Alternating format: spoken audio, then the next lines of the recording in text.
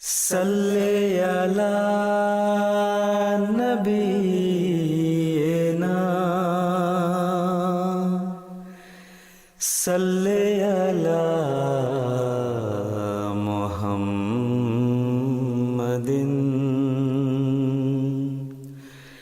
Salli ala nabiyyina Salli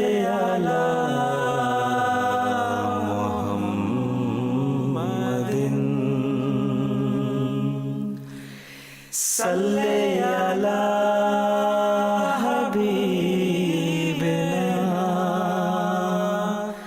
Salli ala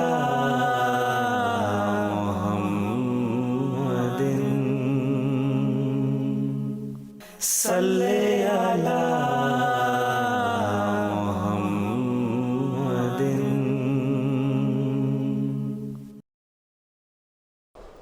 Because of time, there will be very short, very brief summary interpretation, and it is because it is the team lecture.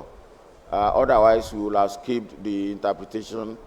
A lot of people are supposed to be hearing through the radio. So, those to interpret very briefly, summary. And Hausa, who is for Hausa is that? Okay, all right. Wa alaikum assalam wa rahmatullahi wa barakatuh. Taqwa, ojúpò ìṣẹ̀tọ́, ohun àlàáfíà, ohun náà ni kókó ìbánisọ̀rọ̀ tí a ṣe gbọ́ tán. Oríṣiríṣi wàhálà, ohun awuyewuye, ohun ni ó dalẹ̀ ayé láàmú tó sì mí lògbòlògbò. Bẹ́ẹ̀ sì ni bí ó ṣe pọ̀ yìí, ohun ni ayé lọ́tún lósì, àwọn onímọ̀ àtàwọn alákádá gbogbo òní wọ́n wá ojútùú sí ìṣòro tí ó ń dojúkọ ilé ayé. Síbẹ̀ náà wọ́n ṣe ń ṣe làálàá tó àlàáfíà àti ẹ̀tọ́ wọn ò jọba wọn ò sì fẹsẹ̀ múlẹ̀. Ohun kan ṣoṣo òní náà tí wọ́n ṣe àfẹ́kù àmọ́ tí wọn ò fura. Kí ni òun náà ni Taqwa tí í ṣe ìpayà Ọlọ́run ọba. Àìsí eléyìí ló mú kí gbogbo làálàá wọn kó máa já sí ìdákọ́lẹ̀. Hazrat Imam Ali alayhi salam wọ́n ṣe ọ̀pọ̀lọpọ̀ àlàyé lórí tá ń pè ní Taqwa. Wọ́n ní Taqwa òun ni ìpayà Ọlọ́run ọba. Òun náà sì ni pé kí a fi ẹlẹ́dàá sọ́kàn ní gbogbo ìgbà nínú ìwà àti nínú ìṣe. Hazrat Khalifatul Masih al-Khamis ayyadahullahu ta'ala bi Nasril Aziz àwọn náà ṣàlàyé pé tó ń jẹ́ Taqwa ó gbà pé kí a máa gbé ayé wa níbàámu pẹ̀lú àwọn òfin Ọlọ́run ọba ká sì máa ronú àtúbọ̀tán ohun gbogbo tí à ń dáwọ́lé. Al-Qur'ani náà sọ wípé ìpayà Ọlọ́run ọba ó ní Ọlọ́run ọba fi ṣe iṣẹ́ fún àwọn tí wọ́n ti ṣíwájú yín àti ẹ̀yin náà pé tẹ́ ẹ bá páyà Ọlọ́run ọba á rẹwà fún yín àmọ́ ẹ̀yin ṣe ìgbàgbọ́ jẹ́ǹgbà náà ẹ rántí pé ti Allah ni ohun gbogbo tí ń bẹ láyé àti ní ọ̀run. Allah sì tó tán, bẹ́ẹ̀ sì ni òun ni ẹni tí gbogbo èyí tọ́ sí.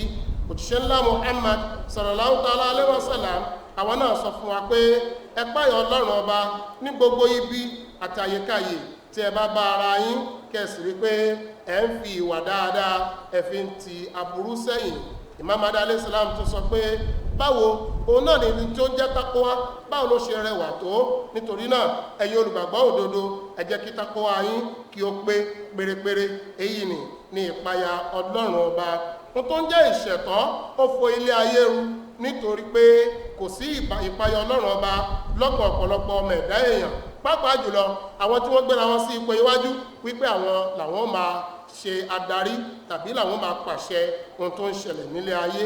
Èyí náà ló fà á àìsí ìpayà Ọlọ́run ọba yìí òun ló jẹ́ kí ìṣẹ̀tọ́ kí ó fò wọ́n ru.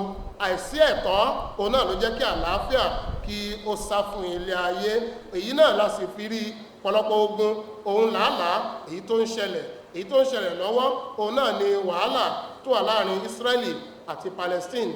Bí ó tilẹ̀ jẹ́ pé àwọn ọ̀dọ́ kan nílẹ̀ Palestine ni wọ́n kọ́kọ́ dá wàhálà alẹ̀, àmọ́ ìgbà táwọn Israeli máa gbẹ̀san, wọ́n gbẹ̀san kọjá ohun tí ó ṣẹlẹ̀ sí wọn látọ̀dọ̀ àwọn Hamas.